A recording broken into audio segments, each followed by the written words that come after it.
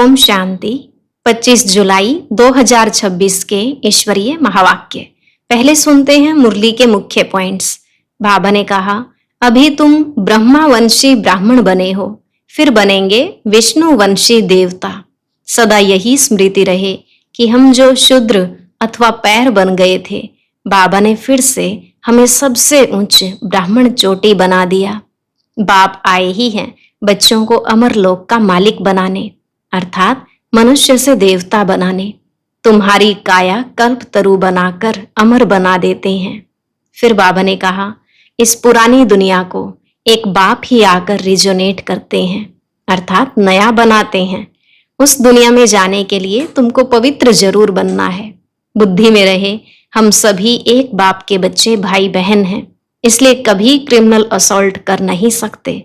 Last में बाबा ने कहा, ज्ञान सागर से निकली हुई तुम ज्ञान गंगाएं हो। तुम्हें सबको ज्ञान स्नान कराए पावन बनाना है, अर्थात सबको बाप का परिचय देना है और योग भी सिखाना है। याद से ही आत्मा पावन बनेगी। पानी की गंगा कोई पतित पावनी नहीं है। अब सुनते हैं महावाक्यों को विस्तार से। मुरली का सार। मीठे बच्चे, तुम यहाँ आए हो अपने सहित सारी दुनिया की काया कल्पतरु बनाने। याद से ही काया कल्पतरु होगी। प्रश्न, नरकवासी से स्वर्गवासी बनने की विधि कौन सी है?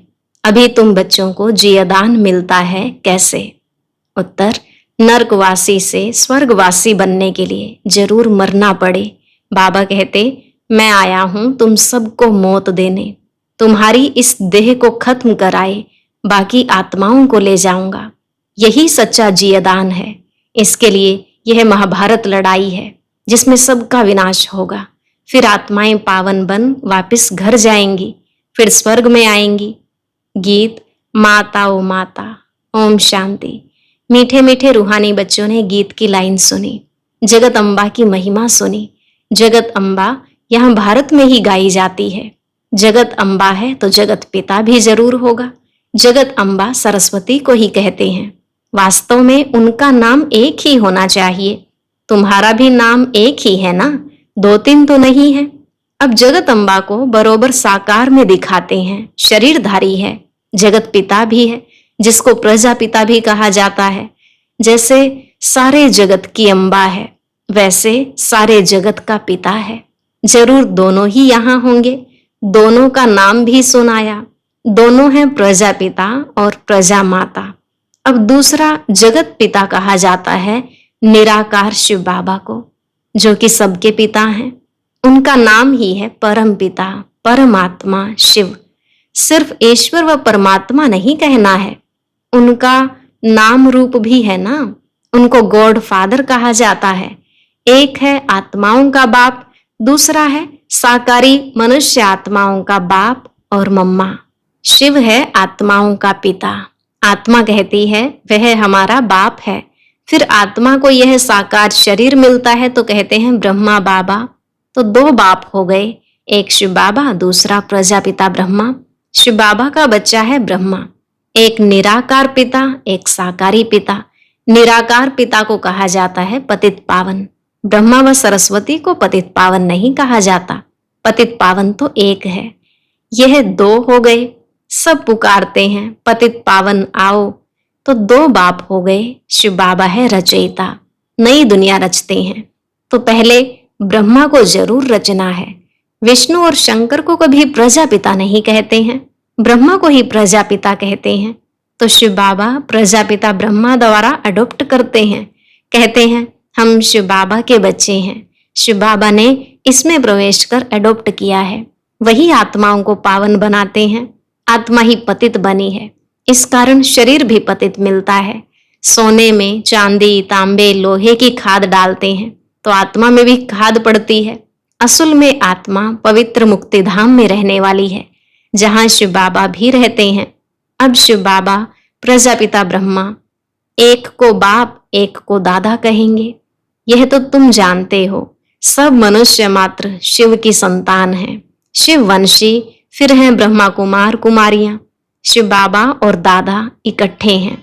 शिव बाबा इसमें विराजमान हैं। हमको ब्राह्मण बनाए राजयोग सिखाते हैं, मनुष्य को देवता बनाने। देवताएं रहते हैं सतयुग में। देवताओं को पतित पावन ज्ञान का सागर नहीं कहा जाता, उनको बाबा भी नहीं कहा जा सकता। अब तुम विष्णुपुरी के मालिक बन रहे हो।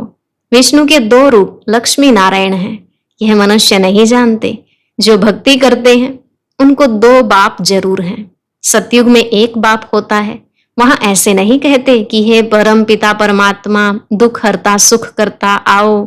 वहां तो देवी देवताओं का राज्य था। वे कभी हे गॉड फादर लिबरेटर नहीं कहेंगे। वहां कोई पतित दुखी होते ही नहीं जो पतित पावन को बुलाएं। तुम जानते हो भारत में आज से 5000 वर्ष पहले देवी देवताओं का राज्य था।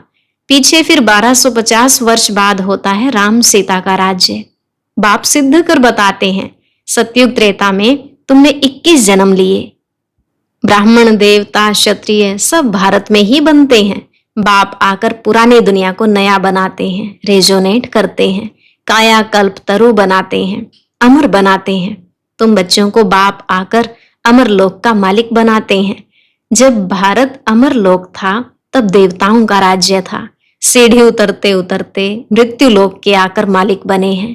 कहते हैं ना हमारा भारत, तो प्रजा भी मालिक हुई ना। तुम भी कहेंगे हमारा भारत, हम भारत के मालिक थे परंतु नर्कवासी। देवताएं कहेंगे हम स्वर्गवासी हैं। तुम भी स्वर्गवासी थे, फिर 84 जन्म भोग नर्कवासी बने हो। यहाँ भारत में ही शिव बाबा जन्म लेते हैं। शिवरात्रि और शिव जयंती गाई जाती है। श्री कृष्ण जयंती भी मनाते हैं। उनकी तो वेला भी बताते हैं, फलाने समय माता के गर्भ से जन्म हुआ। सतयुग में जन्म तो जरूर माता के गर्भ से लिया होगा। श्री कृष्ण जयंती होती है सतयुग नई दुनिया में, फिर पुनर्जन्म में आने लगा।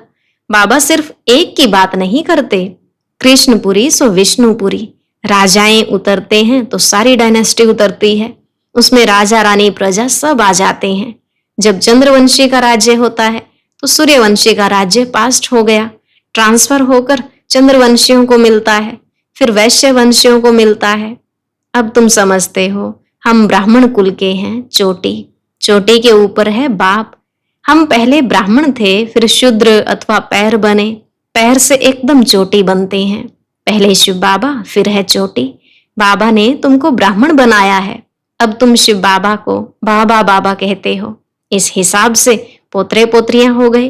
तुम जानते हो हम सब ब्रह्मा की संतान हैं, ब्राह्मण ब्राह्मणियां। एक बाप के हम सब बच्चे हैं। भाई बहन कब क्रिमिनल असॉल्ट कर नहीं सकते। कितने ढेर बच्चे सब कहते हैं बाबा, तो इतने सब झूठे थोड़े ही हो सकते। सबका बाप तो वही निराकार शिव और साकार प्रजापिता ब्रह्मा है। बस एक बाप के बच्चे भाई बहन ठहरे। तुमको पवित्र जरूर बनना है। स्त्री पुरुष पवित्र कैसे बने, इसके लिए यह युक्ति ड्रामा में नोंधी हुई है। यहाँ सिर्फ ब्रह्मा कुमार कुमारियां हैं, कोई शूद्र कुमार कुमारी है नहीं। वह है पतित शूद्र तुच्छ बुद्धि, क्योंकि बाप को नहीं जानते हैं। कहते हैं ओ गॉड फादर। अच्छा, उनका ऑक्यूपेशन पता है? नाम रूप देश काल बताओ, उनकी जीवन कहानी बताओ। अगर नहीं जानते हो तो नास्तिक ठहरे। रचयिता और रचना के आदि मध्य अंत को नहीं जानते। वह है ही पतित दुनिया। सतयुग पावन दुनिया, कलयुग को पतित दुनिया कहा जाता है। इस समय बिल्कुल तमो प्रधान है। इनको रौरव नर्क कहा जाता है। इनकी भी स्टेजेस होती हैं। द्वापर से नर्क बनना शुरू होता है, फिर वृद्धि को पाता है। भक्ति भी पहले सतो प्रधान अव्यभिचारी थी, फिर सतो रजो तमो होती है। तुमने देखा होगा जहां 3 रास्ते मिलते हैं उसको टिवाटा कहते हैं। उस पर तेल आदि चढ़ाते हैं, माथा झुकाते हैं। अब कहाँ शिव बाबा की पूजा, कहाँ टिवाटे की। इसको कहा जाता है तमो प्रधान भक्ति। पानी की भी पूजा करते हैं, पतित पावनी गंगा बहुत गाते हैं। अब पतित पावन कौन? पानी की गंगा कैसे पतित पावनी हो सकती है? वह तो पानी है ना। पतित पावन तो बाप है। शिव जयंती भी भारत में होती है, तो जरूर भारत में ही आता होगा पतितों को पावन देवता बनाने। ब्रह्मा तन में आकर मनुष्यों को देवता बनाते हैं। यहाँ तुम आते ही हो पतित से पावन बनने। जैसे तुम्हारी 2 भुजाएं हैं, वैसे उन्हों की भी 2 भुजाएं हैं। 4-8 भुजा वाला कोई मनुष्य होता नहीं। यह अलंकार दे दिए हैं, चतुर्भुज दिखाया है प्रवृत्ति दिखाने के लिए। विष्णुपुरी लक्ष्मी नारायण की पुरी को कहा जाता है। वैष्णव अक्षर भी विष्णु से निकला है। देवताएं वैष्णव थे। वल्लभाचारी वैष्णव होते हैं। वेजिटेरियन वह कोई निर्विकारी नहीं होते हैं। उन्हों की बड़ी हवेलियां होती हैं। वैष्णव का अर्थ ही नहीं समझते हैं। विष्णुपुरी में रहने वालों को वैष्णव कहा जाता है। वैष्णव पवित्र को कहा जाता है। राधे कृष्ण का अलग मंदिर, लक्ष्मी नारायण का अलग मंदिर बना दिया है। भारतवासी जानते ही नहीं कि उन्हों में क्या फर्क है। राधे कृष्ण ही लक्ष्मी नारायण बनते हैं, यह किसको भी पता नहीं। वह है बचपन का रूप, वह है बड़ेपन का रूप। लक्ष्मी नारायण के छोटेपन के चित्र कोई है नहीं। लक्ष्मी नारायण को सतयुग में, राधे कृष्ण को द्वापर में ले गए हैं। अभी तुम रचयिता बाप और रचना के आदि मध्य अंत को जान गए हो। बाबा झाड़ का भी राज समझाते हैं, ड्रामा का भी राज समझाते हैं। झाड़ को देखने से समझेंगे कि शंकराचार्य तो कलयुग में आते हैं। सन्यासियों की डायनेस्टी सतयुग में तो हो नहीं सकती। सब भगवान के बच्चे हैं तो स्वर्गवासी होने चाहिए, परंतु स्वर्गवासी तो सब होते नहीं हैं, सिर्फ देवताएं ही होते हैं। अभी तुम ब्राह्मण वंशी बने हो, फिर देवता बनेंगे। पवित्र जरूर बनना है। तुम जानते हो छोटे बड़े सब ब्रह्मा कुमार कुमारियां हैं। दोनों कहते हैं बाबा हम आपके बच्चे हैं, ब्राह्मण हैं। यह है बाप दादा आदि देव ब्रह्मा और शिव बाबा। तुम जानते हो हम ब्रह्मा बाबा और शिव बाबा के सामने बैठे हैं। बाप कहते हैं मुझे याद करो तो पतित से पावन बन जाएंगे। हम वर्षा शिव बाबा से लेते हैं। शिव बाबा हमारा बाप भी है, पतित पावन भी है, गुरु भी है। अब यह है संगम युग, पतित से पावन बनने का मेला। पतित पावन द्वारा ही पावन बनते हैं। संगम पर नदियों और सागर का मेला है। नदियों का मेला तो होता नहीं।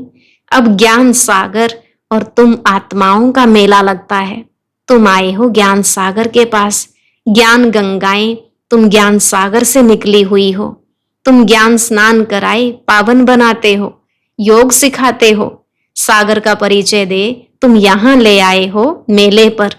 इस समय तुम जब ब्राह्मण बनते हो तो तुमको 3 बाप हैं। लौकिक पिता भी है और प्रजापिता भी है, फिर शिव बाबा भी है। भक्ति मार्ग में 2 पिता होते हैं, सतयुग में 1 पिता होगा। यह समझने की बातें हैं। अभी तुम्हारी आत्मा कहती है मेरा तो एक शिव बाबा, दूसरा ना कोई। मित्र संबंधी आदि होते हुए भी कहते हैं मेरा तो एक शिव बाबा है। उनकी याद से ही पतित से पावन बनना है। आत्मा जानती है वह हमारा बाप भी है, टीचर भी है, सतगुरु भी है। हमारी आत्मा को बाप लेने आए हैं।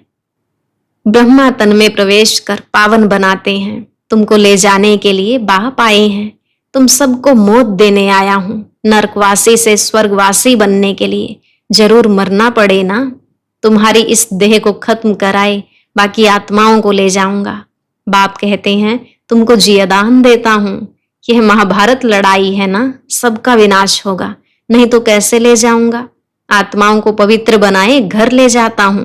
वह तो शांति धाम है। सतयुग आएगा तो कलयुग जरूर विनाश होगा। इसके लिए महाभारत लड़ाई मशहूर है। लगती भी यह संगम पर है, जबकि तुम मनुष्य से देवता बनते हो। अच्छा, मीठे मीठे सिकिलधे बच्चों प्रति माता पिता बाप दादा का याद प्यार और गुड मॉर्निंग। रूहानी बाप की रूहानी बच्चों को नमस्ते। रूहानी बच्चों की रूहानी बाप दादा को नमस्ते नमस्ते, गुड मॉर्निंग, शुक्रिया बाबा, शुक्रिया। धारणा के लिए मुख्य सार। पहला पॉइंट, इस ज्ञान सागर में ज्ञान स्नान कर स्वयं को पावन बनाना है। मित्र संबंधियों के साथ रहते बुद्धि में रहे मेरा तो एक शिव बाबा, दूसरा ना कोई। दूसरा, विष्णुपुरी में चलने के लिए पक्का वैष्णव अर्थात पवित्र बनना है। नर्क से जीते जी मरकर बुद्धि योग स्वर्ग में लगाना है। वरदान, एक लगन, एक भरोसा, एक रस अवस्था द्वारा सदा निर्विघ्न बनने वाले निवारण स्वरूप भव। एक लगन, एक भरोसा, एक रस अवस्था द्वारा सदा निर्विघ्न बनने वाले निवारण स्वरूप भव। बाबा ने कहा, सदा एक बाप की लगन, बाप के कर्तव्य की लगन में ऐसे मगन रहो जो संसार में कोई भी वस्तु या व्यक्ति है भी यह अनुभव ही न हो। ऐसे एक लगन, एक भरोसे में, एक रस अवस्था में रहने वाले बच्चे सदा निर्विघ्न बन चढ़ती कला का अनुभव करते हैं। वे कारण को परिवर्तन कर निवारण रूप बना देते हैं। कारण को देख कमजोर नहीं बनते, निवारण स्वरूप बन जाते हैं। स्लोगन, प्रशंसा के आधार पर प्रसन्नता अल्पकाल की रहती है। प्रशंसा के आधार पर प्रसन्नता अल्पकाल की रहती है। अव्यक्त इशारे, ज्वाला स्वरूप स्थिति में रहे शक्तिशाली याद का अनुभव करो। ज्वाला स्वरूप की स्थिति का अनुभव करने के लिए निरंतर याद की ज्वाला प्रज्वलित रहे। इसकी सहज विधि है, सदा अपने को सारथी और साक्षी समझकर चलो। आत्मा इस रथ की सारथी है। यह स्मृति स्वतः ही इस रथ से व किसी भी प्रकार के देहभान से न्यारा बना देती है। स्वयं को सारथी समझने से सर्व कर्मेंद्रियां अपने कंट्रोल में रहती हैं। सूक्ष्म शक्तियां, मन, बुद्धि, संस्कार भी ऑर्डर प्रमाण रहते हैं।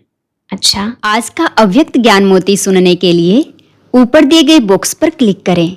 अगर बॉक्स दिखाई नहीं दे रहा है तो ऊपर जो कॉर्नर में शो लिखा हुआ है उस पर क्लिक करें।